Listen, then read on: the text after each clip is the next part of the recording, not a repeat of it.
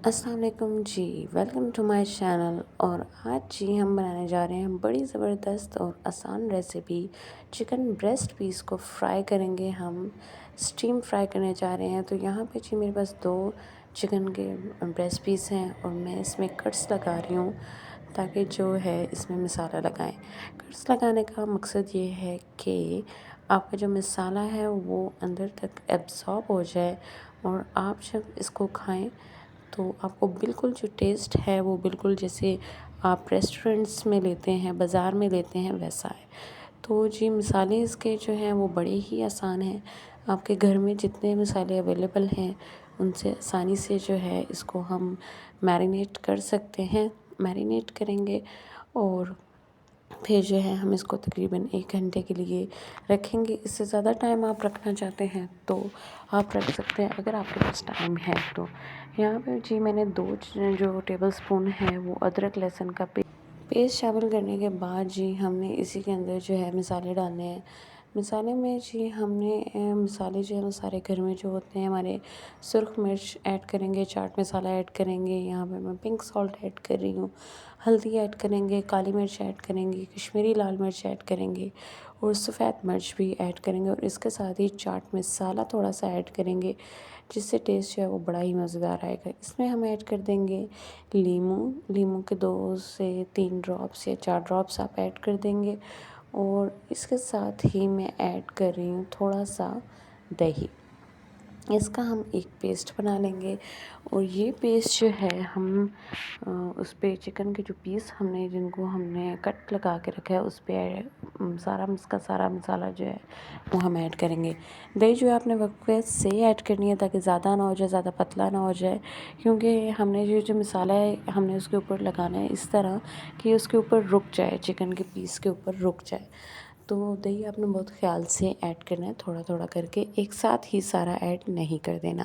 تو ان کو جی مسالوں کو ہم مکس کر لیں گے۔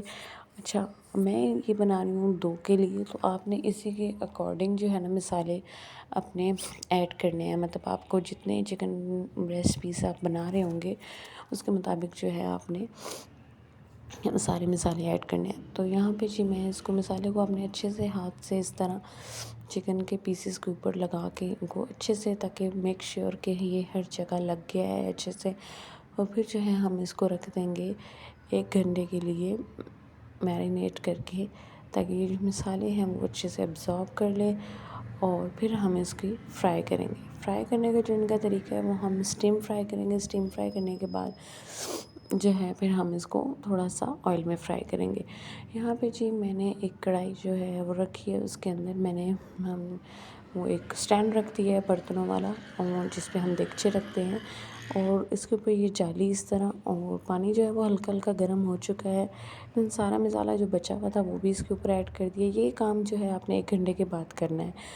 تو یہ ابھی تقریباً 20 منٹ لگیں گے اور 20 منٹ کے بعد جو ہے یہ زبردست قسم کے تیار ہوں گے۔ آپ نے ہلکا سا چکن کو چیک کر لینا ہے تو وہ بہت ہی آپ کو فیل ہو جائے گا کہ چکن جو ہے آپ کا ریڈی۔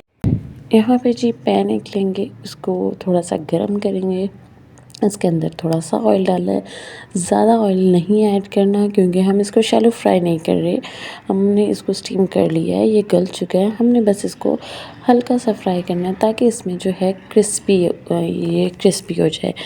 تو اس لیے ہمیں زیادہ آئل نہیں چاہیے۔ میں نے اس کو جو ہے دونوں پیسز کو ایک ہی دفعہ میں رکھ کے اور اس کو ڈھک دیا تھا، اور یہ جی اتنے زبردست فرائی ہوئے ہیں، بالکل بھی آئلی نہیں ہے، زیادہ ہیوی نہیں ہے۔